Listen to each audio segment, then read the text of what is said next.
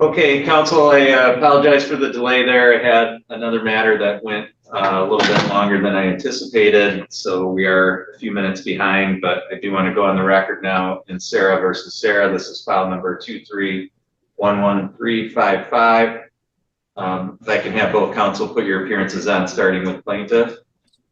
Alan Byrne on behalf of Mrs. Sarah, who's present, seated to my right. Michael Cutler on behalf of Stephen Sarah, who is on screen. Okay, we're set for two matters in this case today. Number one, the first thing I'd like to address is plaintiff's motion regarding alleged failure of defendant to comply with the court's ruling. And then we have Mr. Cutler, defendant's objection to the proposed judgment of divorce drafted by Mr. Vernon. So Mr. Vernon, addressing your client's issue first, my understanding based on the written submissions is that your client's motion is based on the failure of Mr. Sarah to make payments.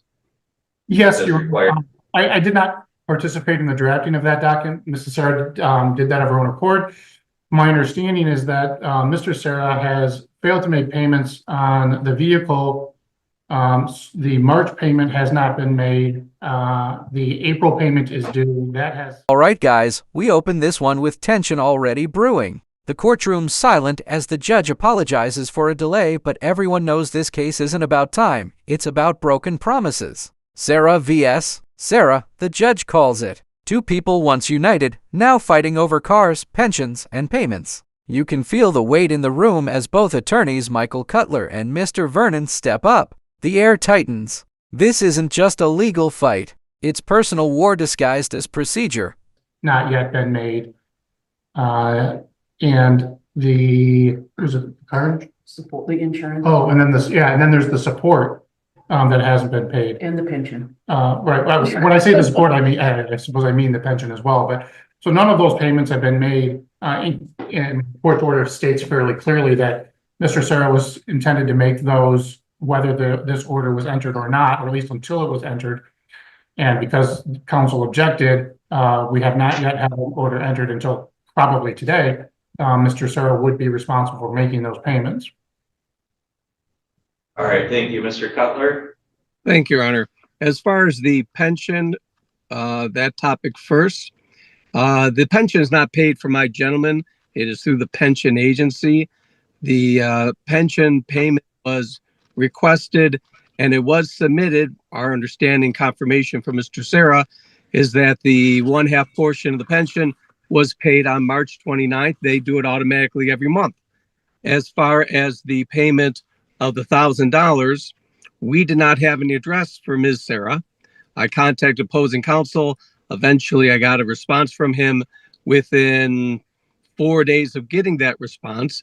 My client submitted a cashier's payment in the amount of $1,000 to the P.O. box that was. Judge dives straight in. He's got two battles to settle missed payments and a messy divorce judgment. The plaintiff's lawyer wastes no time, accusing Mr. Sarah of ignoring court orders. March payment? Missing. April? Gone. Even insurance and pension obligations all unpaid. The tone turns sharp.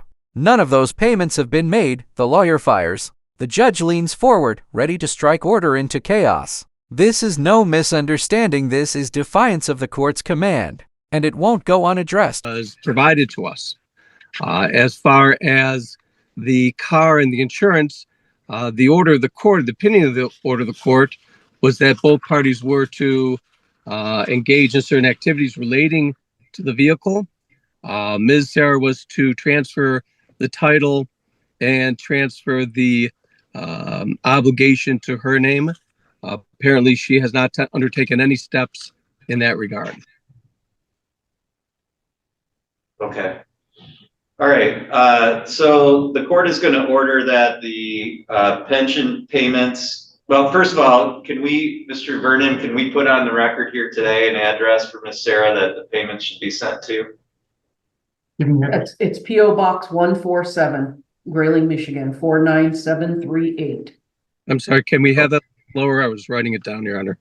P.O. Box 147, Grayling, Michigan, 49738. Thank you. Okay, so the court's going to order that the March and April payments as provided in the court's opinion and order be made within the next 14 days and sent to that address. Now the defense tries to fight back. Mr. Cutler, calm but defiant, insists payments were made or at least attempted. He blames communication gaps, claiming addresses weren't provided. But the judge isn't here for excuses. Everyone can sense the storm brewing. The pension agency, the car, the insurance, everything tangled in confusion. The courtroom becomes a chessboard of who did what while the judge writes down every fact like a weapon. The truth is simple. Someone's lying, and today, the court will find out who. With regard to the vehicle, those obligations, in my view, would not arise, unlike the payment of the pension and support, which the court expressly provided for in the opinion and order. The other provisions, such as the vehicle, would be effective at the time that the judgment of divorce is entered. So I don't find that Miss Sarah's obligation has arisen until that judgment has been entered, which I suspect we're going to be able to resolve here as the next matter today. So I am going to order that Mr. Sarah make the March payment as to that vehicle, as he has been making all along, and then that, assuming we address the issue with the judgment of divorce, then once that's entered, then that obligation will transfer to Ms. Sarah, along with the obligation to refinance that vehicle and remove Mr. Sarah's name from it. So that's how we'll handle. Judge snaps the silence. Payments must be made within 14 days. The tone is final. He orders clarity. He orders action. The address for the plaintiff is read out loud. No more hiding behind miscommunication. Every missed dollar, every unpaid bill now has a deadline. The car payments, the pension, the support, all under the judge's direct spotlight. This isn't negotiation anymore. This is enforcement. The courtroom turns cold, and even the lawyers know the judge's patience has officially run out. Those two issues. With regard to moving on to the next subject of the motion, which is Mr. Cutler, your motion regarding the judgment of divorce, I did review your filing. Is there anything that you wanted to state in that regard today? No, Your Honor. I think I highlighted, I requested drafts of the judgment so we didn't have to have this delay. Unfortunately, I never received the draft. I never received what I had hoped to be cooperation to review the language to address these. I think I have three requested, actually two changes, one omission, and then two grammatical errors, which include provision that I don't think the court ordered. So it's really 5 issues in total. Unfortunately, we're delayed to today's date, but I do want to have those addressed. And I think I expressed them to the court unless the court had any specific question of me. I don't. Thank you. Mr. Vernon? So I'll take them one at a time. With regards to the language that Mr. Cutler proposed for the vehicle that states that plaintiff will be required to remove The court moves to the next issue, the divorce judgment itself. But this time, it's not about money. It's about respect. The defendant's attorney accuses the other side of delaying drafts, dodging cooperation, and ignoring deadlines. I never received the draft, he says firmly. The judge listens, stone-faced. What should have been paperwork has turned into a months-long battle of ego. Two professionals trapped in their client's war now clash over commas and court language, and the judge is ready to settle it once and for all. Defendant's name from the title and that. I think that's consistent with the court's instructions, so I have no objection to that language. The student loan, we did refer to it as the Parents Plus, and the court did refer to it as student loans. I have no objection to that. There is a request in the in Mr. Cutler's answer to the show cause, suggesting that my client is responsible for 1/2 of the monthly payments I would disagree with that, and that the language in the order that the court drafted simply said that the debt is divided equally, not the monthly payment structure is divided equally. So I think that is an inappropriate language. So the proposed language that is in there, with regard to the student loan, that states that the student loan debt, including any parents plus loans made by the parties during the marriage, is to be divided equally between the parties. I don't have any objection to that language. All right, guys, here's where it gets technical and brutal. Both lawyers argue over debt language, grammar, and who owes what. But underneath the legal jargon, there's pain. Student loans, marital debts, and attorney fees, everything that once symbolized a shared future is now weaponized. The judge listens, calculating. Every correction, every phrase could mean thousands of dollars. By now, both sides look tired, but neither is willing to blink. This isn't law. It's emotional chess with real financial consequences. With regards to the attorney's fees, that's fine. I don't have any problem with that language being added. I think the typos that he pointed out are accurate, should be corrected. The only other thing I would add is that the Michigan Court Rule 2.602 subsection B3C identifies that the party filing the objection, that would be Mr. Cutler, must serve on the parties all of the objections together with a notice of hearing in an alternative proposed judgment or order. Mr. Cutler did not do that. He included the proposed language in his motion, but we do not have a proposed alternate order. So the suggestion that I have to make those changes to the order, I believe, is inconsistently placed, consistent with the court rule, and that is something that Mr. Cutler would have to draft and submit. May I address that, Your Honor? Yes. Thank you. Once again, if counsel responded to my request, and I sent 3 or 4 requests for the draft, then I could have obviously included some of these changes. For whatever reason, I received no cooperation, and I've adhered. The courtroom tension spikes again. The defense demands fairness if his client must pay extra because the ex-wife refuses. He wants control. He pleads, "My client can't afford both halves. He can't even buy food." His words hit like a punch. You can almost feel the desperation. This isn't arrogance, it's survival. But the judge can't rule on feelings. The law doesn't care about emotion, only proof and precedent. The clash between reality and regulation becomes painfully clear in this moment. To the court's opinion stating that objections would need to be filed as opposed to an objection with a separate motion was pursuant to the court's order. Counsel has the language. The changes are minor, so I'd ask that he make those changes in light of the history of our relationship up to this point. I would like to make one inquiry of the court. The court specifically stated that the student loan debts, these parent plus debts and obligations, are marital obligations. They are to essentially be equally shared between the parties.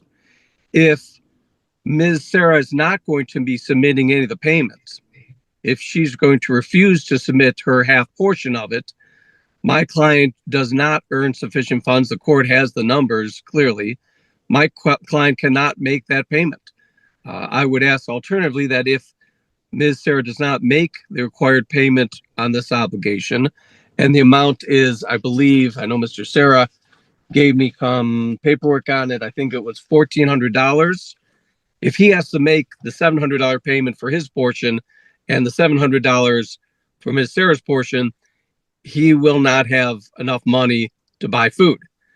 So as an alternative to this, I would ask that if she's not going to submit the payment, that Mr. Now the judge begins to deliver. His rulings cut through the noise like a blade. He accepts some of the defense's language changes: vehicle, loans, attorney fees, typos all fixed. But when it comes to emotional appeals, he draws the line. The courtroom watches in silence as the balance of justice swings precisely paragraph by paragraph. There's no sympathy here, only structure. Every correction is a step closer to finalizing this toxic divorce. And yet, you can feel it, neither side will walk out happy. Sarah be given the option to submit the $700 from the spouse support obligation on her behalf. He can submit the payment to those loan agencies in a timely manner, and they won't be in default. Otherwise, we're going to be right back here before the court. So I'm trying to get ahead of a problem that, based on what counsel just stated, I foresee. Okay. All right. First of all, with regard to defendant's objections, based on Mr. Vernon's statements, and I agree with Mr. Vernon and Mr. Cutler, looking at, first of all, paragraph number 1 regarding the vehicle, I think we all agree that, Mr. Cutler, your language is appropriate as cited under paragraph number 1 of your objection. With regard to the student loans, again, the court would adopt the language that you have proposed under paragraph number 2 of your objection. With regard to the attorney fees, again, the court would adopt the language proposed by Mr. Cutler under paragraph 3. And the type of grant. Judge goes deeper even into minor details like insurance policies and cash values. To outsiders, it might seem small, but inside that courtroom, every word defines ownership, control, and closure. Mr. Cutler argues the language is too open. The judge disagrees. He's seen enough back and forth. I'm not changing it, he declares. His voice is calm but heavy with finality. The room exhales. The war of edits is done. The judgment will stand as written, and one side just took a silent loss. Ethical errors addressed by Mr. Cutler under paragraph 4. Neither of you referenced the cash surrender issue under the statutory insurance provision of the proposed judgment. Mr. Cutler, you raised that as an issue under paragraph 4 as well. I'm not sure what significance the difference is. To me, reading Mr. Vernon's paragraph, it looks like each side gets their insurance at any value that it might have. So is there a reason why you didn't want that language in there, or you didn't think it was appropriate?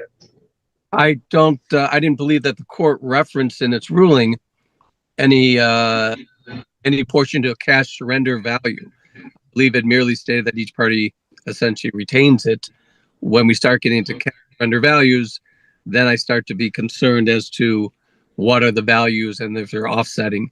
I'm just trying to reflect within the final judgment the language of the court.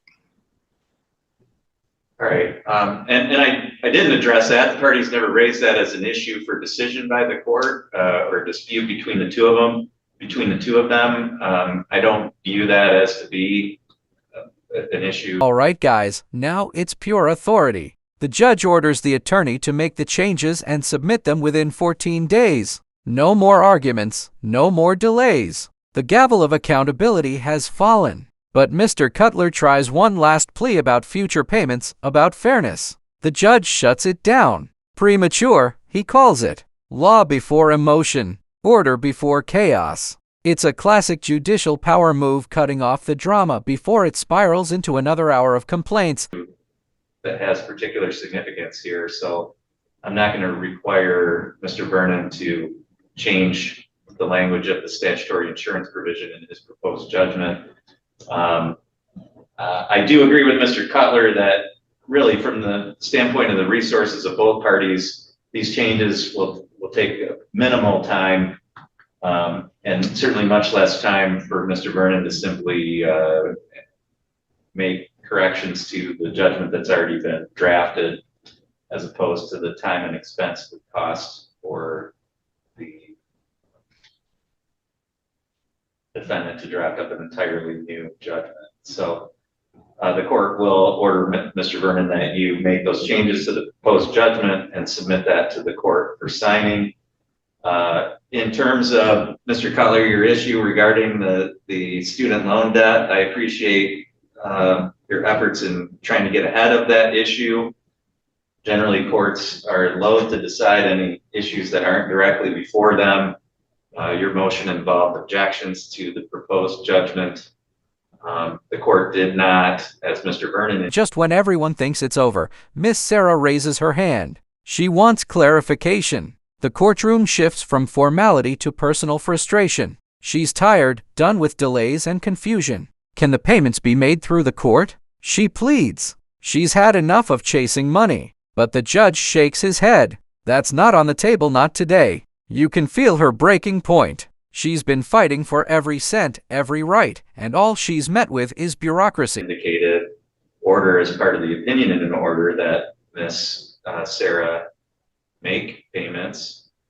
And I can foresee that may be an issue that comes forward, but I view your motion much more, your request, Mr. Cutler, as a motion to enforce a judgment of divorce, the provisions of that hasn't been entered yet. So I think while I do appreciate your forethought in addressing an issue that may and perhaps even likely will arise,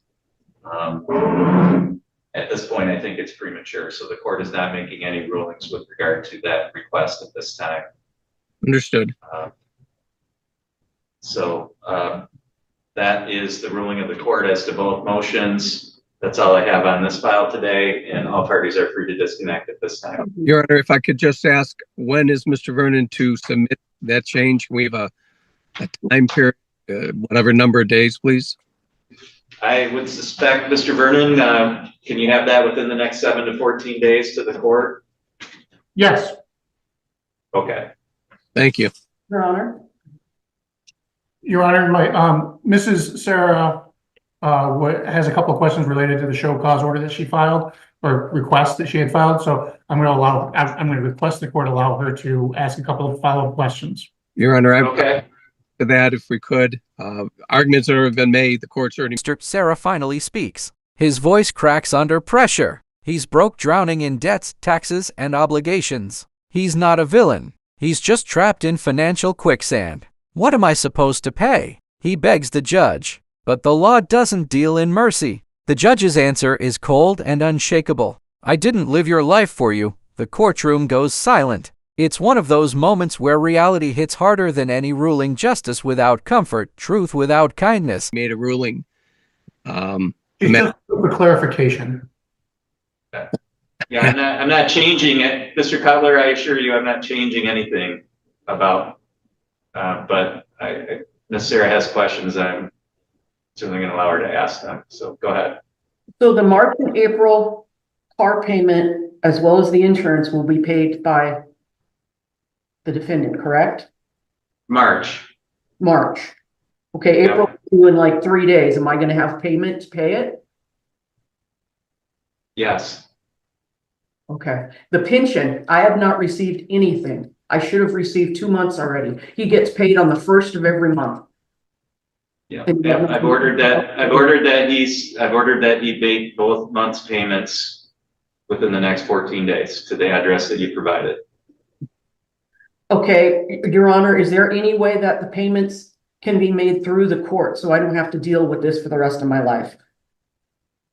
That's something that you can address through Mr. Vernon, but that's not something I can address here today. And Your Honor, it appears that my client has some response. If likewise, he can be given that opportunity for clarification.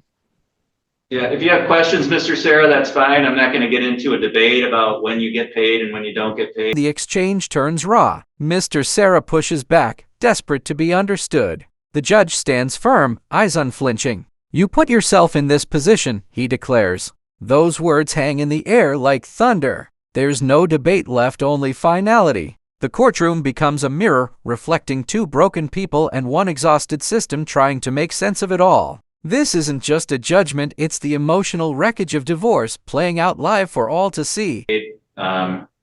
So if you have questions, you can ask a question. I can't hear you, Mr. Sarah. You're on mute.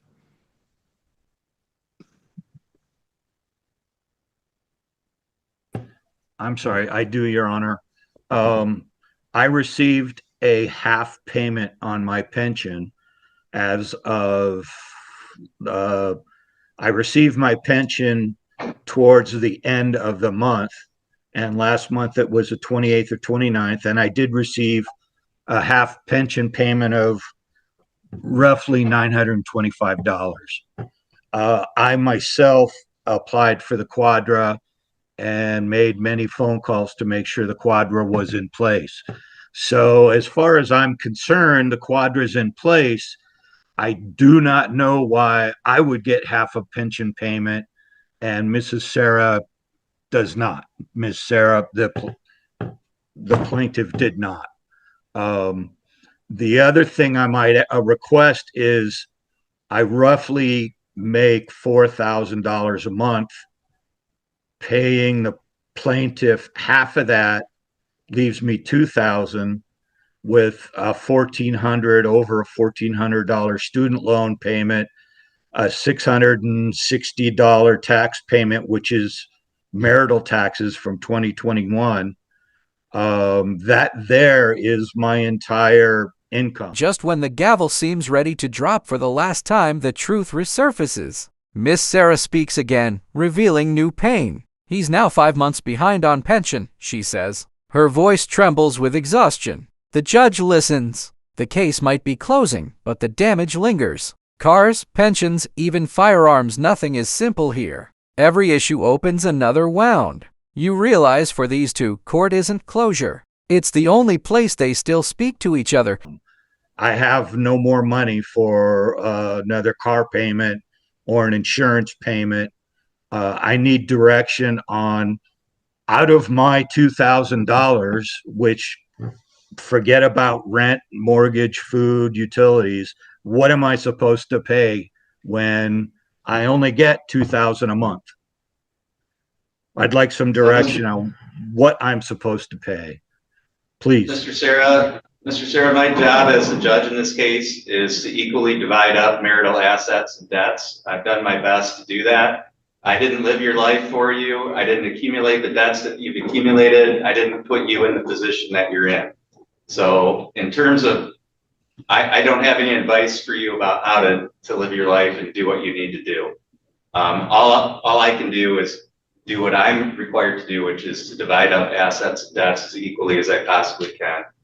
And I've done that. To the extent you disagree with the way I've done that, your remedy is to appeal it. And I encourage you to do that to the extent that you want to get things changed.